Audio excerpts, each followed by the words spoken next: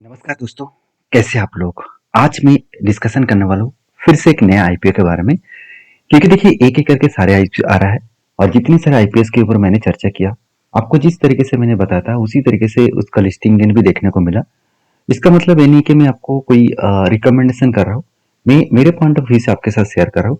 आप चीज़ों को समझेंगे देखेंगे तो आपको खुद पता चलेगा कि कौन सा कंपनी का आईपीओ अच्छा खासा परफॉर्मेंस दे सकता है, कौन सा कंपनी उतना खास परफॉर्मेंस नहीं दे सकता है। जैसे जेएसडब्ल्यू जो सीमेंट था, उस साथ ही साथ देखा जाए तो और भी बहुत सारे कंपनीज थे। तो इसका भी हालत उतना खास नहीं था और बाकी कंपनीज का अच्छा खासा परफॉर्मेंस भी हुआ। तो आज मैं बात करूंगा विक्रांत इंजीनियरिंग लिमिटेड के बारे में, जो कंपनी की मुझे लगता है एक अच्छा खासा परफॉर्मेंस होने वाला है। मैं ऐसी बात क्यों बता रहा हूँ, क्योंकि मैं डेटा के साथ आपके साथ डिस्कशन करूंगा। तो इस पॉइंट ऑफ व्यू से बात करूँ तो कंपनी 17 स्टेट में काम कर रहा है और 44 कंप्लीटेड प्रोजेक्ट है और 34 ऑनगोइंग प्रोजेक्ट है। तो ये तो जान चुके हैं कि कितना प्रोजेक्ट है, कितना प्रोजेक्ट हो चुके हैं। तो कंपनी के बेसिकली काम क्या है आप देख सकते हैं। इंजीनियरिंग प्रोजेक्ट के ऊपर है, सोलर प्रोजेक्ट के ऊपर कंपनी काम करते हैं। आप यहाँ पे देखेंगे जो मतलब पावर सेगमेंट है तो उसके ऊपर कंपनी काम करते हैं, पावर डिस्ट्रीब्यूशन के ऊपर काम करते हैं। जिस तरीके से इलेक्ट्रिक मीटर्स वगैरह हो गया, इस तरीके से प्रोजेक्ट के ऊपर काम कर रहे हैं। देखिए इस तरीके से प्रोजेक्ट कंपनी के डिमांड बहुत ज़्यादा होते हैं, क्योंकि देखिए इलेक्ट्रिसिटी का तो ज़रूरत आज जितना है फ्यूचर में और भी बढ़ने वाला है। और साथ ही साथ हर घर घर में इलेक्ट्रिसिटी बोर्ड तो लगाया जाएगा और मीटर्स तो लगाया जाएगा। तो पावर ट्रांसमिशन के लिए जो इस तरीके से प्रोजेक्ट होते हैं तो वो भी इस कंपनी करते हैं। तो मतलब सीधी सीधी बात करूँ तो कंपनी का जो प्रोजेक्ट है वो ऑब्वियसली एक हाई डिमांडेबल प्रोजेक्ट है। और टोटल कंपनी कितना काम कर चुके वो यहाँ पे डिटेल्स डिस्कशन दिया गया है। तो इसका सबसे पहली बात, कंपनी के क्लाइंट्स बेस बहुत स्ट्रांग है। इतने सारे क्लाइंट्स इसके पास है। तो इस क्लाइंट्स के बेसिस में आप देखेंगे तो बड़े से बड़े प्लेयर जैसे एनटीपीसी हो गया, पावर ग्रिड हो गया, उसके साथ साथ और रेलवे प्रोजेक्ट भी हो गया। तो इस तरीके से कैटेगरीज क्लाइंट्स इसके पास है। तो यहाँ तक तो कंपनी का मुझे स्ट्रेंथ अच्छा लगा। चलो बाकी पॉइंट्स देख लेते हैं कंपनी उसमें कितना स्ट्रेंथ को मेंटेन कर रहा है। देखिए कंपनी का नाम है विक्रांत इंजीनियरिंग लिमिटेड और ये जो डेटा मैं पूरा दिखाऊंगा वो चित्तरगढ़.com इस साइट से आपको दिखा रहा हूँ। तो आप जाकर इस साइट को विजिट कर सकते हैं, बहुत शानदार साइट है, पूरा डिटेल्स आपको पता चल जाएगा। देखिए जो कंपनी 2008 में स्टार्ट हुआ था, अगर 2008 में स्टार्ट हुआ तो अराउंड अराउंड आप बोल सकते हैं करीबन करीबन 12 ईयर्स का एक्सपीरियंस है कंपनी का। सॉरी, देखा जाए तो 16 18 साल की एक्सपीरियंस है। तो बेसिकली 17 से 18 साल की एक्सपीरियंस है। और साथ ही साथ कंपनी देखिए जो काम कर रहा है, कंपनी का जो प्रोजेक्ट है तो अंडरग्राउंड वाटर डिस्ट्रीब्यूशन एंड साथ ही साथ सरफेस वाटर एक्सटेंशन, साथ ही साथ ओवरहेड टैंक्स, साथ ही साथ डिस्ट्रीब्यूशन नेटवर्क। तो इस तरीके से प्रोजेक्ट के ऊपर कंपनी काम करे। जैसे देखिए पावर ट्रांसमिशन और डिस्ट्रीब्यूशन के ऊपर काम करते हैं, वाटर ट्रांस मतलब इंफ्रास्ट्रक्चर के ऊपर काम करता है, रेलवे इंफ्रास्ट्रक्चर के ऊपर काम करता है, सोलर एनर्जी के ऊपर काम कर रहा है। तो बेसिकली कंपनी जिस प्रोजेक्ट प्रोजेक्ट के ऊपर काम कर रहा है वो प्रोजेक्ट ऑब्वियसली डिमांडेबल है। तो कंपनी ये जो अराउंड 2008 से काम कर रहा है, तो कितना इसका मैनेजमेंट स्ट्रांग है अभी आपको पता चलेगा। क्योंकि इस मैनेजमेंट के स्ट्रेंथनेस से बारे में आपको जानना चाहिए, क्योंकि उसी के बेसिस में कंपनी आगे बढ़ेगा। देखिए कंपनी का सेल्स ग्रोथ बहुत शानदार इंक्रीज हुआ है अराउंड 17% के आसपास, मगर प्रॉफिट ग्रोथ में उतना खास इंक्रीजिंग नहीं देखने को मिला, जस्ट 4% के आसपास इंक्रीज हुआ। मतलब लास्ट ईयर से इस बार से जस्ट 4% का इंक्रीज हुआ, मगर 2023 से लेकर 2024 तक डेटा देखेंगे तो वहाँ पे अच्छा खासा इंक्रीजिंग देखने को मिलेगा। तो चलो वो डेटा मैं आपको दिखा देता हूँ। सबसे पहले देखिए एसेट, एसेट का मतलब होता है कि कंपनी के अंदर टोटल एसेट कितना है। अभी एसेट को सिंपल भाषा में अगर आपको समझाऊं, मान के चलिए आपका कार का बिजनेस है और आपके 2025 में टोटल आपका कार है 5। तो मान के चलिए 2026 में और 2 कार आपने खरीदारी किया एज ए बिजनेस पर्पस में। तो आपका कार कितना हो गया, 5 2 7 हो गया। तो एक टोटल 7 कार आपका एसेट हो गया। मतलब इस कार से आप मतलब भाड़े पे देते हैं और भाड़ा मतलब भाड़ा लेते हैं, तो ये एक आपका एसेट बन गया। मतलब जो आपको कमा के देगा वही प्रोडक्ट एसेट बन जाते हैं। तो कंपनी का टोटल एसेट बढ़ना चाहिए, एसेट जितना बढ़ेगा तो उतना ही फायदा होगा। क्योंकि आपका 4 गाड़ियां था, 5 गाड़ियां था, तो उसके बाद 7 हो गया तो आपका इनकम भी तो बढ़ जाएगा ना। हाँ मानता हूँ एक्सपेंस बढ़ेगा, इनकम भी तो बढ़ेगा। तो डिपेंड करता है आप किस तरीके से बिजनेस कर रहे हो, उसी तरीके से यहाँ पे भी एसेट देखिए, कंपनी का एसेट भी 700 लेकर 1300 करोड़ हो गया, मतलब ऑलमोस्ट डबल के आसपास हो गया। टोटल इनकम के बारे में बात करूँ, 529, 791 एंड 922। तो ओवरऑल टोटल इनकम के बारे में बात करूँ तो कंपनी की इनकम भी अच्छा खासा देखने को मिला, जो बेसिकली एक शानदार परफॉर्मेंस के हिसाब से माना जाता है। 529 से लेकर 922 करोड़ के टोटल इनकम, मतलब यहाँ पे एक अच्छा खासा इनकम ग्रोथ कंपनी की तरफ से देखने को मिला।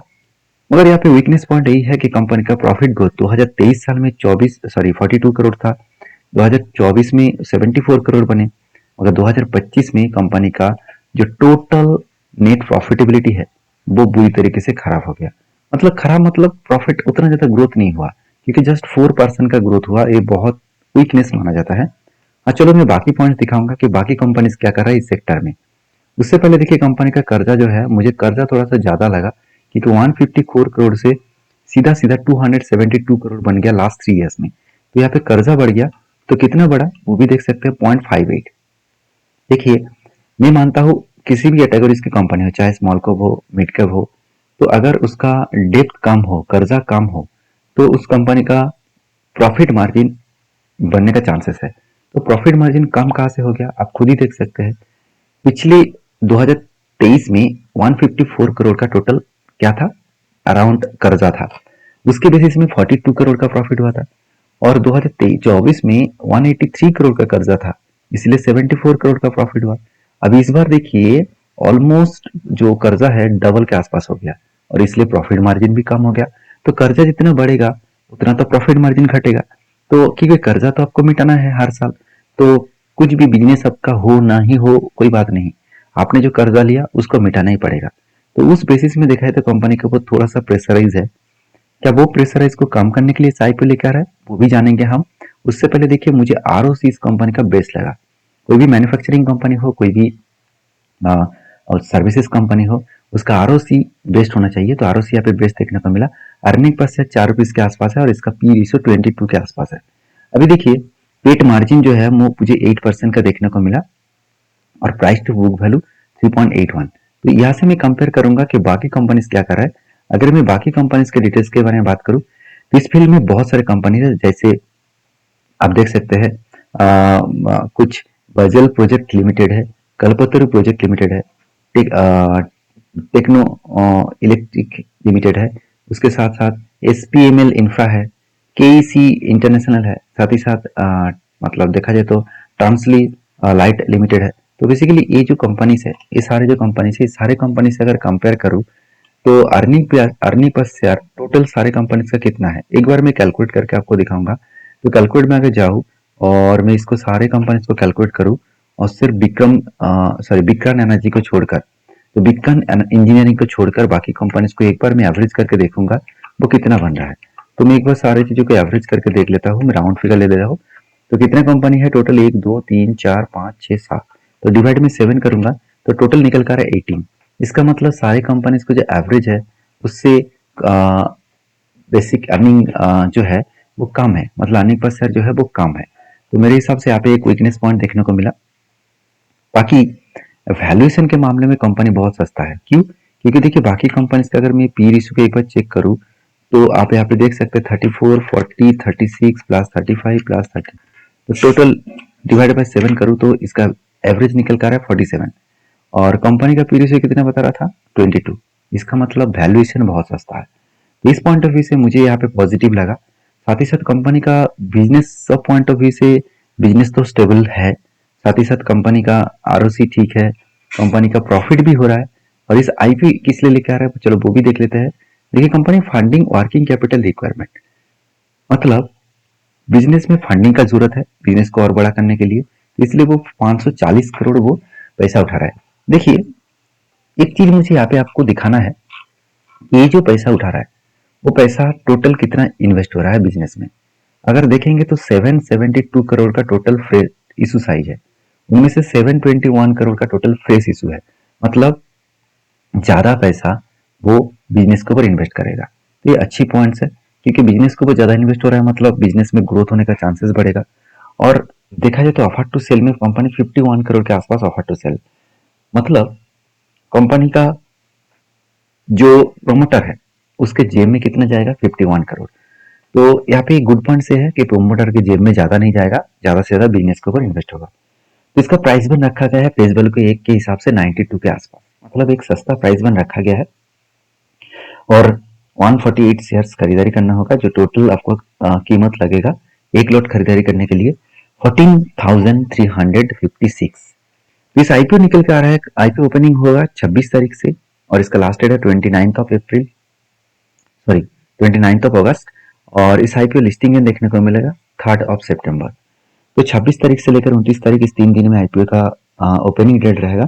तो ओपनिंग होने के बाद ही आपको पता चलेगा कि इस आईपीओ में किस तरीके से परफॉर्मेंस होने वाला है। तो चलो एक पॉइंट्स दिखाना बाकी रहेगा, वो है कंपनी का ग्रे मार्केट प्रीमियम। तो अभी तक तो कंपनी का ग्रे मार्केट प्रीमियम बहुत तगड़ा देखने को मिला है। आईपीओ का जो प्राइस बैंड है उस हिसाब से मुझे लगता है एक शानदार परफॉर्मेंस कंपनी का यहाँ पे देखने को मिलेगा। तो ग्रे मार्केट प्रीमियम 12% था, उससे 21% हो गया और 21% को कंपनी कंटिन्यू कर रहा है। तो आज है 21 तारीख से मैं वीडियो बना रहा हूँ। आज के ग्रे मार्केट प्रीमियम है 21%। तो मेरे हिसाब से एक अच्छा ग्रे मार्केट प्रीमियम देखने को मिला है। फिर भी मैं हमेशा आईपीओ को लास्ट दिन में खरीदारी करता हूँ, क्योंकि लास्ट दिन में ही मुझे पता चल जाता है कि इस कंपनी के ऊपर ओवरऑल इसका परफॉर्मेंस क्या होने वाला है, क्योंकि उस टाइम सब्सक्रिप्शन भी आ जाएगा, कितने लोग इस कंपनी के ऊपर सब्सक्राइब किया है, मतलब कितने लोग अप्लाई किया है। और उस दिन ग्रे मार्केट प्रीमियम भी पता चल जाएगा कि कितनी ग्रे मार्केट प्रीमियम दिखा रहा है। तो उसके अकॉर्डिंग मैं काम करूंगा। तो लास्ट दिन के लिए मैं इंतजार करूंगा, आप भी इंतजार करिए, क्योंकि एक वीडियो में फिर से लेके आऊंगा एक दिन पहले, लास्ट दिन से एक दिन पहले, कि आपको बताऊंगा कि फाइनली मेरा डिसीजन क्या है और इसका सब्सक्रिप्शन और ग्रे मार्केट प्रीमियम कैसे चल रहा है। इस तरीके से अपडेट पाना है तो चैनल को फॉलो करिए। मिलते हैं नेक्स्ट वीडियो में, तब तक के लिए धन्यवाद।